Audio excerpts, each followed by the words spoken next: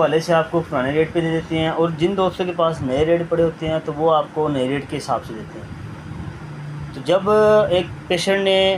یہ میڈیسن لی ہو 350 روپے کی ڈسکاؤنٹ کر کے، تو جب اس کو کہیں کہ جی ہم 390 روپے، تو اس نے تو پھر ہمیں کہنا ہی ہے کہ یار یہ آپ کا تو ریٹ زیادہ ہے۔ تو اس وجہ سے آج کل جو ہے وہ معاملہ تھوڑے سے ڈسٹرب ہوئے ہیں کہ ریٹس کا نہیں پتہ چل رہا کہ ریٹ کس ٹائم زیادہ ہے کس ٹائم کم ہے، ٹھیک ہے۔ یہ تو کبھی کبھار ہوتا ہے، کبھی کبھار کہ کسی چیز کا ریٹ زیادہ ہوا ہے اور پھر بعد میں وہ کم ہو گیا ہے، ٹھیک ہے، لیکن ہمیشہ ایسے ہی ہوتا ہے کہ ریٹ چیزوں کے بڑھتے ہی ہیں، کم نہیں ہوتے، ٹھیک ہے۔ تو اب یہ دیکھ لیں کہ ٹیبلٹ اس کا پرانا ریٹ 363 روپے تھا، اور اب اس کا نیا ریٹ جو ہے وہ 390 روپے آیا ہوا ہے۔ سیم پیکنگ ہے، سیم وہی کمپنی ہے، سیم اس کے اندر یہ کوانٹٹی ہے، 10 کی گولی ہیں، لیکن فرق کیا ہے جی کہ صرف انہوں نے ریٹ بڑھا دیا ہے،